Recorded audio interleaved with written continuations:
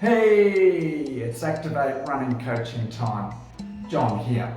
Today I want to speak about the long run and why it's important and how you can incorporate a longer run into your schedule.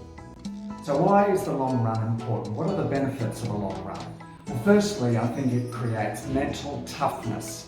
You get a resistance to mental fatigue, and you know that you can make the distance that you might be aiming for. At the Dubbo Stampede, for example, with the 10k cheetah chase, if your long run is say 12k's, you know you can make the distance. Second benefit is physical durability.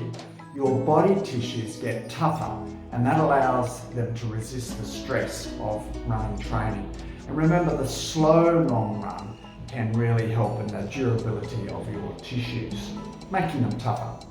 Number three, there is an increased efficiency in the metabolism of fat. That is your ability of your body to use fat as an energy source. And you know, we have more than enough fat in our body, much more than glycogen, and the more efficiently we use it, the better our longer running will be, and our faster running too. And number four, the glycogen, or the complex carbohydrate storage, that after a longer run, because you've used a lot of glycogen, the enzyme glycogen synthase is stimulated. And if you eat and drink at least, or eat 100 to 200 grams of carbohydrate and drink enough to rehydrate properly, within half an hour of your run, you will build a bigger bank of glycogen. Hey, it's me again.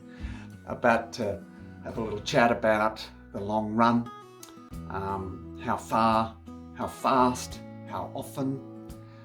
You know, all those three things depend on a few factors, and one of them is to consider what your goal is. And if your goal is to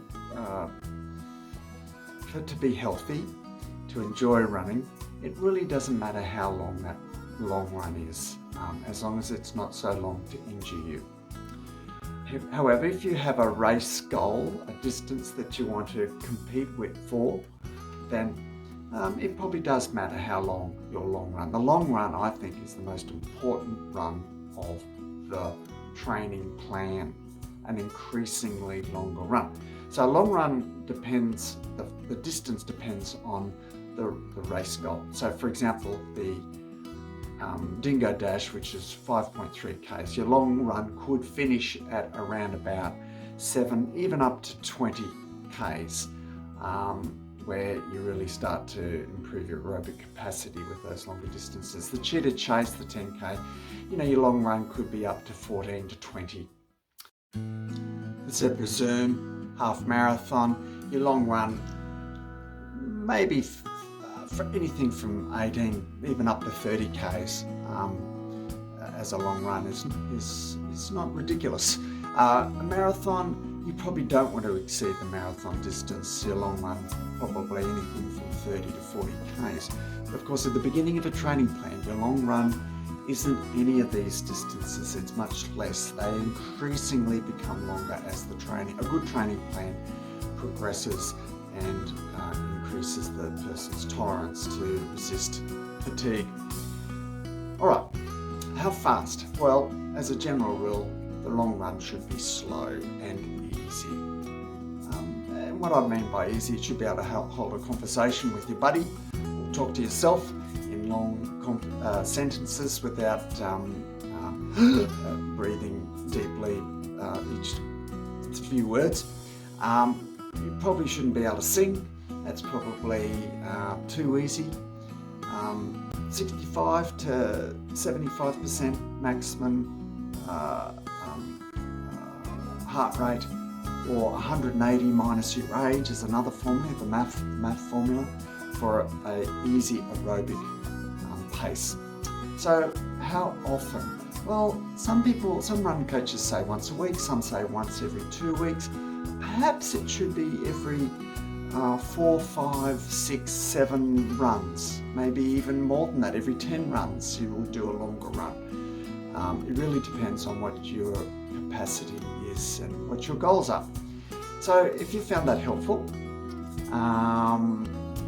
let us know. And the long run, I hope your next long run is extremely enjoyable and pleasurable. Often we finish a little bit exhausted.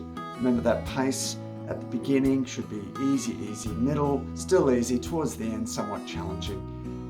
And you'll find that long run really builds into your aerobic fitness and your ability to tolerate fatigue. And one more thing about long runs, there are different types of long runs. You can do a long run with very little glycogen in your system.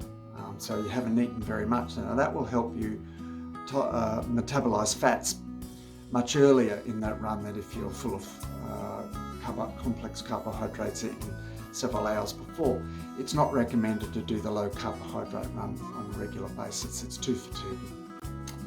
Always make sure you're well hydrated, by the way, for every long run, before, during and after.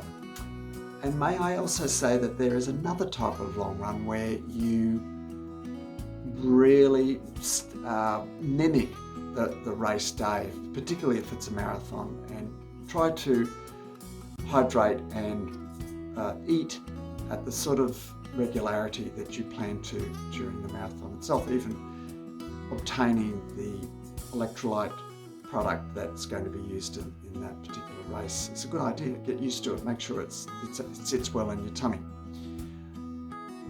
So there you go. There's the long run, the benefits, what constitutes a long run, and maybe the different sorts of long runs. So I'll be very interested to see how you go in your next long run. Oh, and one more thing. Sorry to go so long. Regarding the long run that mimics the race situation, where you're well fed and hydrated before and during, the pace of that should be much slower than the actual race situation, of course. There is a long run where they're called a fast finishing long run, where the last few Ks are run at a pace that's similar to or on a par with the goal pace for your event. There you go. That's the last thing. And I really do hope again that your long run is fantastic.